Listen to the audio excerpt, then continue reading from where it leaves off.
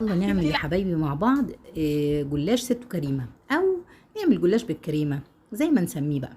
هنسمي الله ونصلي على رسول الله ونبدأ نجيب مع بعض ورقة جلاش ونشوف هنعمل ايه. خطوات سهلة وبسيطة وهتطلع معاكم النتيجة مبهرة زي ما انتم شايفين كده. انا الصراحة كان الولاد عجبهم جدا ولا بقى تكلفي ولا تجيبي من بره ولا اي حاجة، سهل جدا. ورقة جلاش وهتحطي فيها الحشوة بالطريقة الحلوة دي وتظبطيها وهتطلع معاكي جميلة جدا جدا. اول حاجة هنجيب ورقة الجلاش ونجيب الخلطة اللي احنا بنعمل بيها ايه، اللي هي بنورق بيها الجلاش عشان خاطر يكون كويس ويكون طعمه حلو. طيب ايه هي الخلطة دي؟ انا هنا مقطعه الجلاش تلات مستطيلات طويله، تمام، على اساس ان انا ايه، هحط في مستطيل ومستطيل في النص عشان يقفلوا كويس ما يخليش الحشوه تطلع. طيب اول حاجه خلطه التوريق. خلطه التوريق احنا عملناها مع بعض كتير جدا، بس انا هقولها لكم تاني بطريقه سريعه.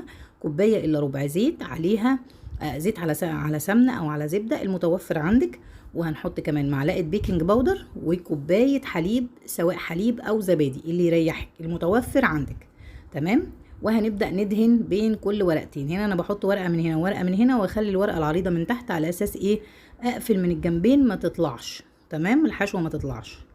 انت هتعملي 3 ورقات ماشي، 4 ورقات ماشي، زي ما انت عايزه، الكميه اللي انت عايزه ترصيها بيها، تمام. هي مش هتفرق، بس اهم حاجه يكون في النص البطانه دي علشان مفيش حاجه تتحرق من تحت ولا تلسع منك ولا اي حاجه. بس يا ستي بعد ما تخلصي بقى هنيجي للايه، للخلطه اللي احنا هنحشي بيها.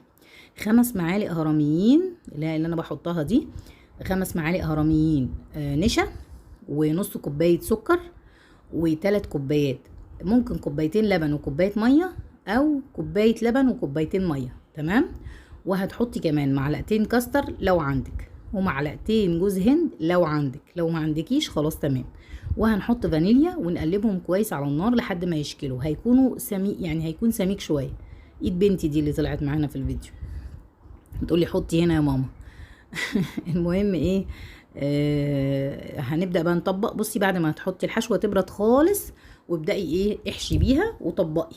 عايزة تطبقي زي ما انا طبقت كده، يعني مش لازم تقفلي الجنبين، عايزة تقفليهم كده اي حاجة لا قفليهم براحتك، بس هو كده كده مش هيطلع لان هي ايه، سميكة، الحشوة سميكة شوية، تمام. وهنبدأ نحطها ونرصها في الصينية، وعلى حسب بقى. انا الصينيه دي النص كيلو عمل معايا اللهم بارك حوالي صينيتين حلوين جدا، تمام. وبعد كده بقى هنا برضو بوريكي ورقتين 3 كمان عشان خاطر ايه ما تتلخبطيش يعني. بس هنا بقى هنيجي لايه، للكريمه اللي احنا هنحطها فوق الجلاش. وما تنسيش العسل. طيب هنعمل العسل ازاي؟ عسل خفيف خالص وما تكتريش عسل عشان خاطر هي كلها مسكره، تمام. هتيجي بقى برضو دي طريقة تانية. بصي انا بقفل من بره اهو، بقفل الجنبين علشان مفيش حاجة تطلع بره. شوفي بقى الطريقة اللي انتي تريحك واعمليها. وادي كده جنب، وادي الناحية التانية الجنب التاني، تمام.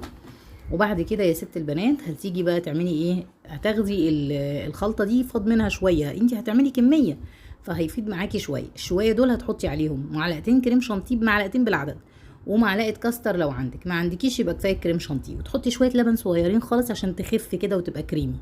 وهتضربيهم مع بعض بالخلاط بقى، بالخفاق، بالمضرب الكهرباء، بمضرب السلك حتى، هتبقى حلوه وخفيفه. انا مش عايزاها تكون كريمه زي الكريمه اللي احنا حشينا بيها، لا انا عايزاها تكون خفيفه شويه. هنا اول ما طلع اهو اللهم بارك، رحت انا سقيته بالعسل، حتى العسل كان خفيف خالص او السيرب يعني، تمام. هو طلع معايا زي ما انتم شايفين كده اللهم بارك. بدأت بقى بعد ما برد خالص نقلته من الصينية وحطيت عليه ايه، الكريمة. زوقي بقى زي ما انت عايزة. الجارنش ده ليكي انت، البرزنتيشن ده ليكي انت، انت بقى تعملي بقى اللي يريحك. هي هتطلع عاملة زي البغاشة، بغاشة بجد، بغاشة هتعجبك جدا. البغاشة دلوقتي عند العبد بقت ب700,000 جنيه، والواحد يعني بيحبها جدا. يا سلام بقى، يا سلام لما تعمليها كده وترشي عليها سكر بودرة، او تعمليها كده وتحطي عليها صوص شوكولاته، الولاد هيحبوها جدا وهينبهروا بيها جدا. جميله ما شاء الله، الله اكبر، حلوه قوي. لو وصلتي لحد هنا ما تنسيش بقى تشتركي في القناه وتفعلي زر الجرس عشان يوصلك كل جديد. واتمنى الفيديو يعجبكم وتسيبوا لي كومنت حلو، يعني مش معقول كده. اشوفكم على خير ان شاء الله في الفيديو اللي جاي.